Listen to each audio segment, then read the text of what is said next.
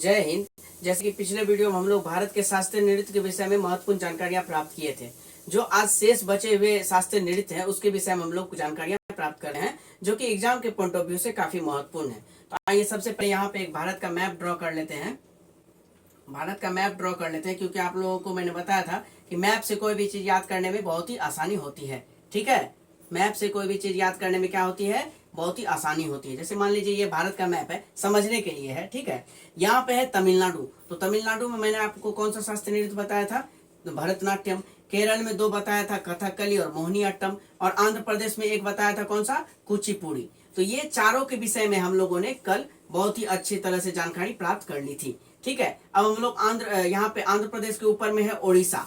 तो ओडिशा में कौन सा शास्त्रीय नृत्य है, ओडिसी। तो आइए ओडिसी के विषय में जो महत्वपूर्ण बातें हैं उसके विषय में हम लोग जानते हैं।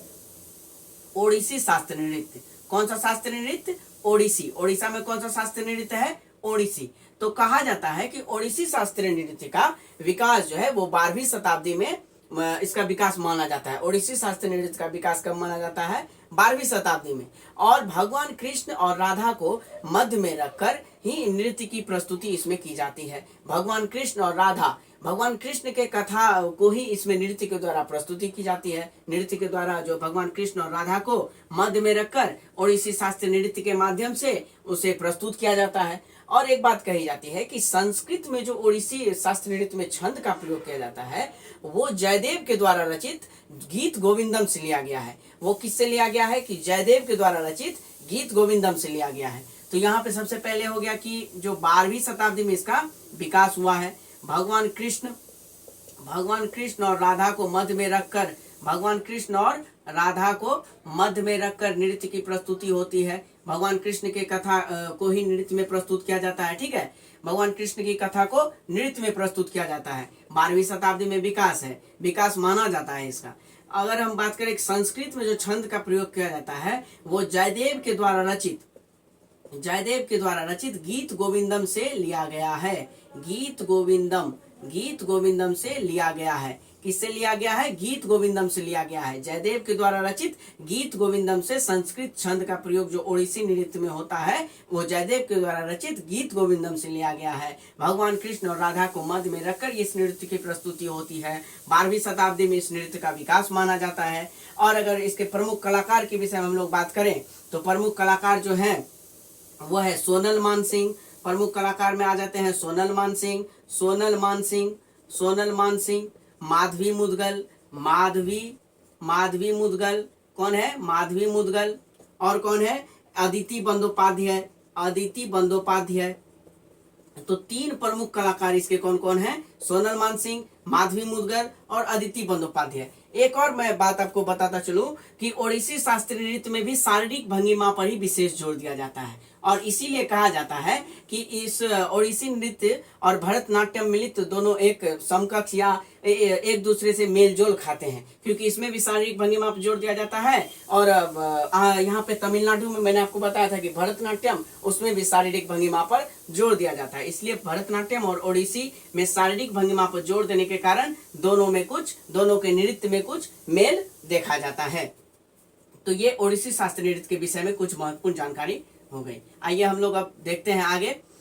मणिपुर में कौन सा है, मणिपुरी है। जैसे यहाँ पे मणिपुर है तो मणिपुरी में कौन सा शास्त्रीय नृत्य है, मणिपुरी शास्त्रीय नृत्य के विषय में हम लोग अगर देखें, बात करें तो कहा जाता है कि मणिपुरी शास्त्रीय नृत्य का जो है विकास 18वीं शताब्दी में वैष्णव संप्रदाय के साथ हुआ है। 18वीं शताब्दी में वैष्णव संप्रदाय के साथ, 18वीं शताब्दी में वैष्णव संप्रदाय के साथ इस शास्त्रीय नृत्य का विकास माना जाता है। मणिपुरी शास्त्रीय नृत्य का विकास कब माना जाता है, 18वीं शताब्दी में वैष्णव संप्रदाय के साथ इसका विकास माना जाता है। और एक बात इसमें क्या कहा जाता है, ये शिव पुराण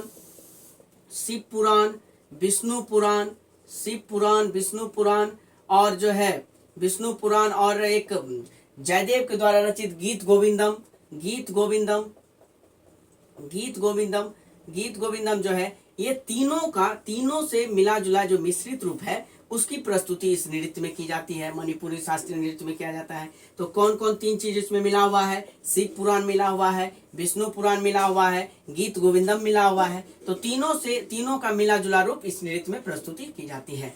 और एक बात कहा जाता है कि मणिपुरी नृत्य की आत्मा, तो आत्मा की अगर बात करें तो ये ढोल हो जाता है। ढोल जो बजाने वाला एक वाद्य यंत्र है, ढोल। मणिपुरी शास्त्रीय नृत्य की अगर आत्मा की बात करें तो वो कौन सा है? वो है ढोल। मणिपुरी शास्त्रीय नृत्य की आत्मा क्या है? वो है ढोल। अब हम लोग आगे बढ़ते हैं। मणिपुरी शास्त्रीय नृत्य के कलाकार के विषय में हम लोग देखते हैं कि इसके प्रमुख कलाकार कौन है। तो प्रमुख कलाकार की बात करें तो गुरु नाम कुमार, बिपिन सिंह, गुरु बिपिन सिंह, और एक है सुवर्ण, झावेरी बहने, ये सब इसके प्रमुख कलाकार हैं। दर्शना भी एक प्रमुख कलाकार है। तो गुरु नाम कुमार, गुरु बिपिन सिंह, सुवर्णा, झावेरी बहने, दर्शना, ये सब मणिपुरी शास्त्रीय नृत्य के प्रमुख कलाकार हैं। तो मणिपुरी शास्त्रीय नृत्य में हम लोगों ने क्या देखा कि इसका विकास 18वीं शताब्दी में वैष्णव संप्रदाय के साथ साथ शिव पुराण, विष्णु पुराण और गीत गोविंद के मध्य रखकर मणिपुरी शास्त्रीय नृत्य का जो है प्रस्तुति किया जाता है। आत्मा जो है क्या है? ढोल है। गुरु राम कुमार, गुरु बिपिन सिंह और सुवर्णा, झावेरी बहने और दर्शना जो है इसके प्रमुख कलाकार हैं। तो हम लोगों ने मणिपुरी शास्त्रीय नृत्य के विषय में महत्वपूर्ण जानकारी देख लिया है जो कि एग्जाम में पूछा जाता है। आइए अब हम लोग देखते हैं सत्रिया के विषय में। सत्रिया कहाँ का शास्त्रीय नृत्य है? आप लोगों को मैंने बताया था सत्रिया कहाँ का है? असम का है। सत्रिया कहाँ का शास्त्रीय नृत्य है? असम का है। तो यहाँ पे है असम, आप लोग अपने एटलस में देखेंगे। असम का शास्त्रीय नृत्य कौन सा है? सत्रिया। कौन सा है? सत्रिया। तो सत्रिया शास्त्रीय नृत्य के विषय में कहा जाता है कि इसका विकास जो है 15वीं शताब्दी में वैष्णव संत शंकर देव के द्वारा किया गया, या उन्हीं के साथ साथ जो है ये सत्रिया शास्त्रीय नृत्य का विकास हुआ है 15वीं शताब्दी में। कब? 15वीं शताब्दी में। किनके द्वारा? वैष्णव संत शंकर देव के द्वारा 15वीं शताब्दी में सत्रिया शास्त्रीय नृत्य का विकास माना जाता है। सत्रिया शास्त्रीय नृत्य का विकास माना जाता है। और ये कहा जाता है कि ये सत्रिया शास्त्रीय नृत्य जो है गीत नृत्य और अभिनय तीनों का मिश्रित रूप है। गीत, नृत्य और अभिनय तीनों का मिश्रित रूप है। कौन सा? सत्रिया शास्त्रीय नृत्य। आपसे क्वेश्चन बनेगा, बताइए निम्न में से कौन सा शास्त्रीय नृत्य जो कि गीत, नृत्य और अभिनय तीनों का मिश्रित रूप है? तो वो है सत्रिया। वो कौन सा शास्त्रीय नृत्य है? सत्रिया। सत्रिया का विकास कब हुआ? 15वीं शताब्दी में वैष्णव संत शंकर देव के द्वारा, और गीत, नृत्य, अभिनय तीनों का मिश्रित रूप सत्रिया में है। यदि हम सत्रिया के प्रमुख कलाकार की बात करें तो रामकृष्ण तालुकदार इसके प्रमुख कलाकार हैं। रामकृष्ण तालुकदार इसके प्रमुख कलाकार हैं। एक रामकृष्ण तालुकदार जो प्रमुख कलाकार इसके हैं, तो बस आप लोग एक ही याद रखिए, ज्यादा नहीं। इसमें कलाकार नहीं पूछा जाता है, इसमें यही पूछा जाता है कि बताइए गीत, नृत्य, अभिनय तीनों का मिश्रित रूप कौन सा नृत्य है? तो गीत, नृत्य और अभिनय तीनों का मिश्रित रूप सत्रिया है। और प्रमुख कलाकार में रामकृष्ण तालुकदार। ठीक है, हम लोग आगे बढ़ते हैं। अब हम लोग एक जो अंतिम शास्त्रीय नृत्य बचा हुआ है नॉर्थ इंडिया का, उत्तर भारत का कथक। कौन सा बचा हुआ है? कथक, जो कि यूपी, बिहार, एमपी, राजस्थान के साइड में होता है। ये वाला भाग जो है ये है कथक का भाग, नॉर्थ इंडिया का। तो यहाँ पे मैं लिख देता हूँ कथक। क्या लिख दूंगा यहाँ पे? कथक। तो कथक के विषय में अब हम लोग जानते हैं। सबसे पहले हम लोग देखते हैं कथक का क्षेत्र कौन सा है। क्षेत्र कौन सा है कथक का? तो यूपी है, एमपी है, राजस्थान है। ये सब इलाका जो है ये कथक का एरिया है। ये जो है कौन सा है? कथक का एरिया है। और कहा जाता है कि कथक शब्द जो है वो कथा से आया है। कथक शब्द किससे आया है? कथा से आया है। कथक शब्द किससे आया है? कथा से आया है। जिसका अर्थ क्या होता है? इसका अर्थ होता है कथा कहना। इसका अर्थ क्या होता है? कथा कहना।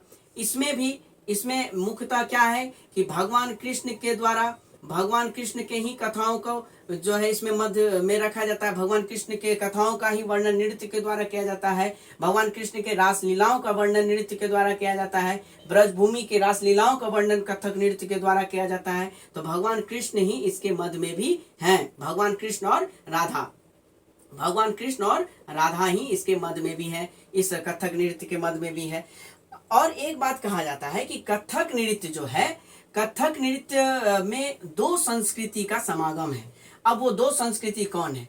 तो दो संस्कृति का समागम है, एक है ईरानी और एक है मुसलमानी, एक है मुसलमानी। तो इन दोनों संस्कृति का समागम किस शास्त्रीय नृत्य में देखा जाता है? तो कथक में देखा जाता है। आपसे क्वेश्चन में पूछेगा कि बताइए ईरानी और मुसलमानी संस्कृति का समागम निम्न में से किस शास्त्रीय नृत्य में देखा जाता है? तो आपको आंसर में क्या देना होगा? कथक। आंसर राइटिंग में आप जब दीजिएगा तो आप दीजिएगा कथक में। ठीक है, आगे बढ़ते हैं हम लोग। इसकी प्रस्तुति जो है, इस नृत्य को व्यक्त जो किया जाता है वो ध्रुपद और ठुमरी के माध्यम से। कैसे किया जाता है? ध्रुपद और ठुमरी के माध्यम से, ध्रुपद और ठुमरी के माध्यम से इस नृत्य को व्यक्त किया जाता है, इसकी प्रस्तुति की जाती है ध्रुपद और ठुमरी के माध्यम से। कथक के विषय में थोड़ा ज्यादा हम लोगों को जानना होगा क्योंकि ये नॉर्थ इंडिया का पार्ट है। ठीक है, तो ध्रुपद ठुमरी के माध्यम से व्यक्त किया जाता है। ईरानी मुसलमानी संस्कृति का समागम है इसमें। और अगर बात करें इसके वाद्य यंत्र की बात करें तो वाद्य यंत्र में पखावज है, इसका पखावज, तबला है, पखावज, तबला, सारंगी इसके जो है क्या है? प्रमुख वाद्य यंत्र हैं, तबला, पखावज, सारंगी। और इसमें एक घराना भी कभी कभी पूछ लिया जाता है कि बताइए कथक नृत्य का घराना क्या क्या है। तो घराना की अगर बात करें, आप लोग ये नोट कर लीजिए कि वाद्य यंत्र क्या है? पखावज, तबला, सारंगी, ध्रुपद, ठुमरी के द्वारा व्यक्त किया जाता है। ईरानी मुसलमानी संस्कृति का समागम है। ठीक है, अब मैं यहाँ पे इसको मिटा देता हूँ। यहाँ पे मैं आगे अब लिखता हूँ कि अभी मैंने आपको क्या बताया कि इसमें जो है प्रमुख कलाकार इसके और इसके घराने। तो घराने की जैसे बात यहाँ पे आएगी कि घराना कौन सा, इसमें घराना कौन कौन सा है इसमें? तो एक तो है जयपुर घराना, एक कौन सा घराना है? जयपुर। एक कौन सा घराना है? लखनऊ। एक कौन सा घराना है? नवाबों का शहर लखनऊ। एक कौन सा है? तो बनारस। एक कौन सा है? बनारस, जो कि वाराणसी भी आप बोल सकते हैं, बनारस। और एक कौन सा है? तो ये तीन याद रखिए मुख्यतः, जयपुर, लखनऊ, बनारस, तीन घराना है। कथक में कौन कौन घराना है? एक जयपुर, लखनऊ और बनारस। ठीक है, कथक की ये घराने की बात हो गई। अगर कलाकार की बात करें, प्रमुख कलाकार कौन कौन है? तो प्रमुख कलाकार में आ जाते हैं पंडित बिरजू महाराज। सभी ने नाम सुना होगा, हाल ही में उनका निधन हो गया है, पंडित बिरजू महाराज। और एक है पंडित बिरजू महाराज, यहाँ पे मैं लिख देता हूँ, पंडित बिरजू महाराज, पंडित बिरजू महाराज। एक है पंडित जयलाल, पंडित जयलाल, पंडित जयलाल। एक है पंडित सीताराम प्रसाद, पंडित सीताराम प्रसाद, पंडित सीताराम प्रसाद। एक है सितारा देवी, एक है सितारा देवी। तो ये सब प्रमुख है। एक है पंडित लच्छू महाराज, आप लोगों ने इनका भी नाम बहुत सुना होगा, पंडित लच्छू महाराज, पंडित लच्छू महाराज।